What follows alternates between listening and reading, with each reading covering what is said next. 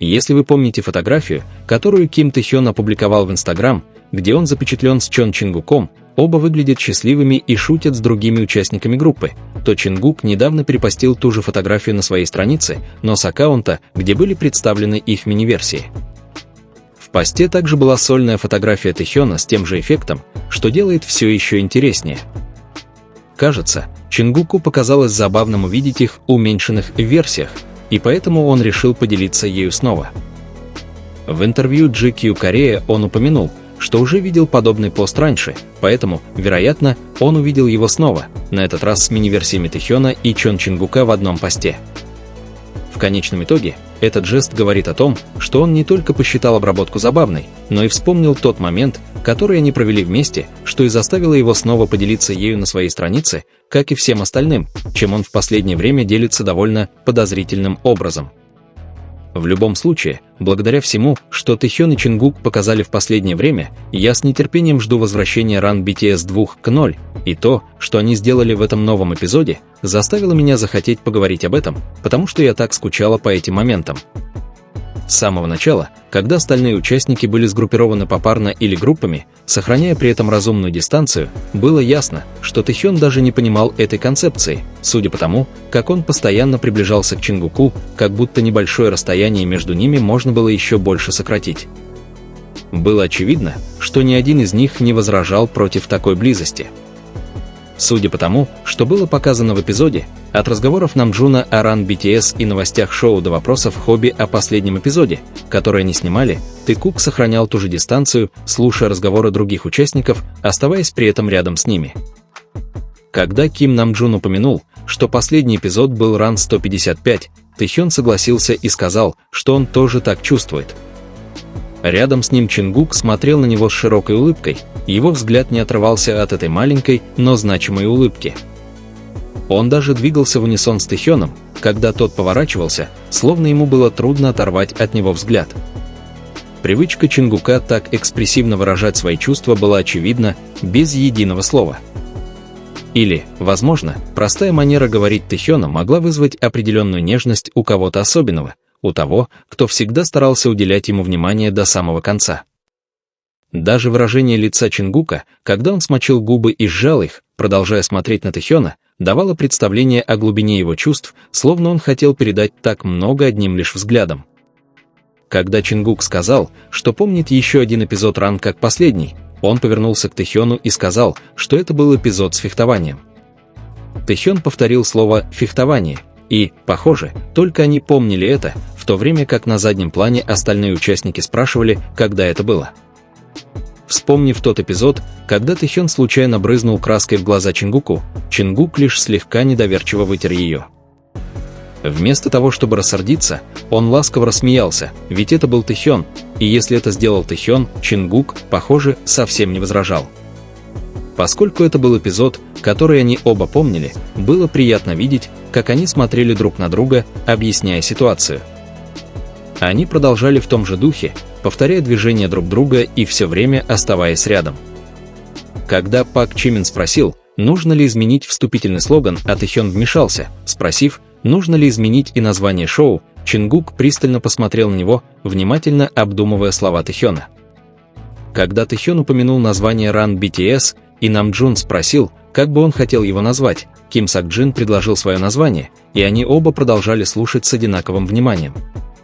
Тэ-хён больше ничего не сказал, но они продолжали слушать, с одинаковой нежностью прижимаясь друг к другу. Наблюдать, как их тела подсознательно сближались, и как Тэ-хён притягивал их еще ближе, было поистине очаровательно.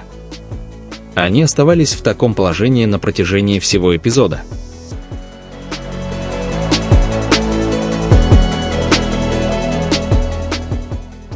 Мне безумно понравилось видеть их такими, несмотря на то, что, возможно, что-то вырезали при монтаже. То, как они внимательно слушали и реагировали друг на друга, было так трогательно. Когда они обсуждали идеи, и Чингук предложил вирусный челлендж, а Чон Хасок рассмешил всех танцем «Шанель», Тэ-хён и Чингук не могли сдержать смех, и камера сфокусировалась на них. Когда Тэ-хён предложил другую идею, а Джин упомянул концепцию короткометражки, Чингук спросил, могут ли они сыграть в ней. Но когда Тэхён коснулся плеча Чингука и сжал его, предложив сделать мюзикл, Чингук тут же подыграл шутки, и они спели лицом к лицу. В своей типичной, сложной манере Чингук всегда соглашался с тем, чего хотел Тэхён, особенно с тем, как Тэхён смущенно смотрел на него. Это действительно заставило меня улыбнуться. Они продолжали придумывать идеи, даже когда было трудно прийти к консенсусу, и многие из них рассмешили всех. Когда Намджун предложил контент на английском языке, и Чимин согласился, Джин, похоже, не был слишком рад. Чимин говорит, что они работают в Америке уже 10 лет, но только один из них действительно говорит по-английски, а Намджун добавляет, что они вместе уже более 15 лет. Затем, когда Тэхён предлагает Чингуку воду на английском, Чингук улыбается, хотя и понимает, что не совсем серьезно. Но он мягко отказывается и пьет свою воду с легкой улыбкой, которая передает его смущение, не заставляя Тэхёна чувствовать себя неловко. Затем Чингук предлагает готовить, и когда Намджун упоминает, что Тэхён открыл ресторан, Чимин подшучивает над ними. На вопрос о том, чем они хотят заниматься, Тэхён говорит, что они хотят вместе учиться. И Чингук тут же улыбается, говоря, что знал, что он скажет что-то подобное. Как будто он знает его лучше, чем кто-либо другой. Когда они говорят о свободном времени, Тэхён говорит, что мог бы провести день в постели, и Чингук признается, что делал то же самое. Их истории кажутся взаимосвязанными, что заставляет задуматься о многом. Когда они рассказывают о своем военном опыте, Тэхён спрашивает о Чикгу, и Чингук с самого начала пристально наблюдает за ним. Когда Тэхён упомянул свое прозвище Чикгу Хара, все рассмеялись, и Чингук тут же спросил, почему. Хотя ответ так и не был показан, это взаимодействие все равно показалось особенным. Когда Тэхён объяснял разделение команд, он без видимой причины коснулся Чингука, небольшой жест, который трудно было не заметить. А когда Тэхёна попросили придумать новый слоган Run BTS, первым делом он потянул Чингука за руку, чтобы тот встал рядом с ним. Чингук, как обычно, без колебаний последовал его примеру. Тот факт, что Тэхён всегда первым обращался к нему, и Чингук всегда отвечал с той же готовностью, был поистине бесценен. Потому что то, как Чингук проявлял свою заботу и близость к Тэхёну, обладало теплотой, которую трудно сравнить с чем-либо еще. И с этого момента атмосфера становилась теплее, словно, не нуждаясь в словах, они уже поняли ритм друг друга. Тэхён, все еще немного растерянный, не зная, какой слоган ему произнести, время от времени поглядывал на Чон Чингука, словно ища ответ, не задавая вопросов. Тем временем Чингук лишь слегка улыбался, с выражением лица, которое, казалось, говорило «я здесь, просто делай по-своему». И, возможно, именно это и создавало ощущение чего-то особенного.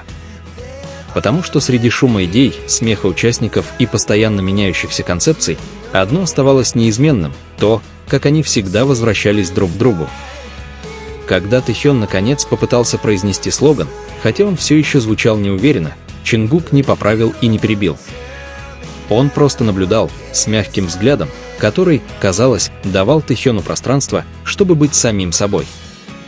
Такие мелочи часто упускаются из виду, но именно в этом и заключается красота. Потом, когда все начали смеяться и атмосфера снова расслабилась, Тэхён неосознанно подошел ближе. Не потому, что больше негде было стоять, а потому, что там он чувствовал себя наиболее комфортно. А Чингук, без всякой просьбы, поправил свое положение, освободив место, но все же сохранив близость. Они были словно две половинки, дополняющие друг друга, не нуждаясь в соединении. По мере того, как обсуждение продолжалось, и участники начали говорить о более серьезных вещах, внимание Чингука все еще иногда отвлекалось на Ким Тэхёна. Даже когда другие говорили, его взгляд возвращался к тому же месту. И Тэхён, по-своему, казалось, это замечал.